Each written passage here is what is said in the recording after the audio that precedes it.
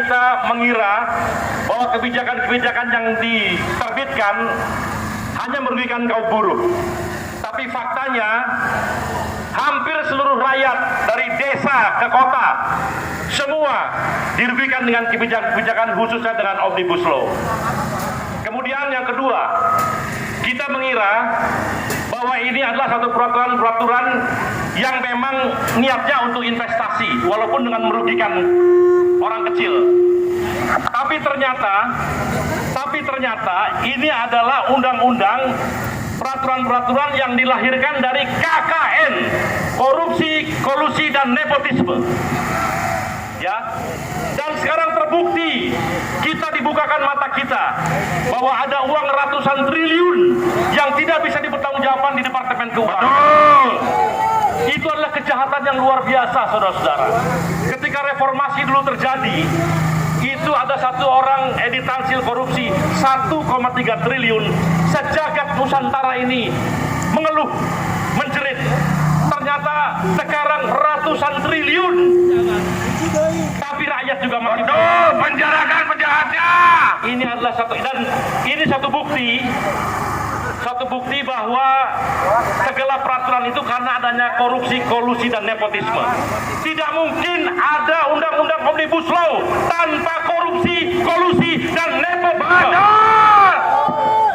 Saya ingin mengingatkan teman-teman mahasiswa barangkali yang hadir di sini bahwa perjuangan teman-teman mahasiswa dan kita semua adalah KKN, korupsi, kolusi dan nepotisme. Dan ternyata KKN itu menyebar kemana-mana, termasuk menyebar ke politik juga. Korupsi, kolusi, nepotisme harus menguasai politik. Maka ada pemikiran untuk menghancurkan demokrasi, untuk membiarkan agar rakyat tidak tahu apa-apa. Kadrun, kampret, cebong, diadu. Kita heboh di bawah, mereka mengeruk kekayaan negara kita, mereka mengambil uang kita dari pajak-pajak rakyat. Ini harus dilawan, saudara-saudara. Ya, tidak ada kadrun, tidak ada cebong, tidak ada kampret. Yang ada kita yang dizalimi melawan mereka yang berkuasa yang menzalimi kita. Hanya ada dua. Tidak ada. Kita jangan mau diadu-adu lagi. Mengerti, saudara? Mengerti. Ya. Jadi kita tahu ada begitu banyak kebijakan yang aneh-aneh, dan itu semua dalam rangka memenangkan KKN atau oligarki tadi, baik dari unsur politik maupun unsur ekonomi dan seluruhnya. Saya dalam kesempatan ini ingin mengucapkan terima kasih kepada Mahfud MD. Saya tidak suka sama dia ketika dia bicara Perpu Cipta Kerja yang katanya boleh.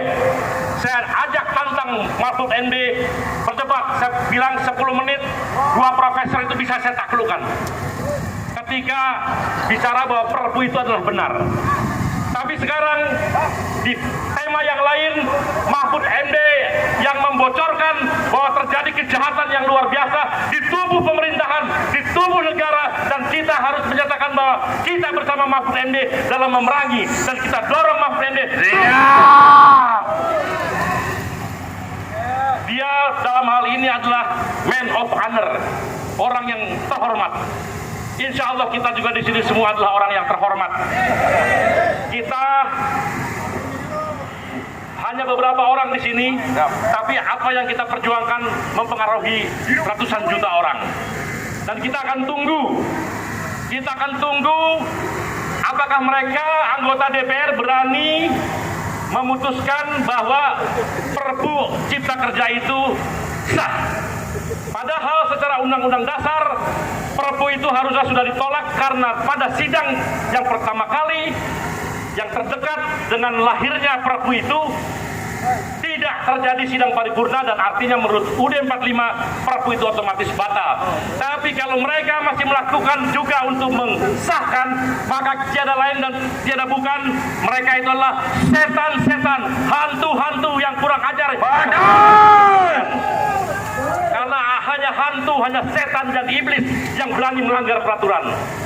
Tidak lagi berat, dan pada saatnya kita akan bersama-sama untuk memastikan bahwa itu tidak terjadi. Kita akan tunggu mereka entah sampai kapan mereka mengakhiri acara ini.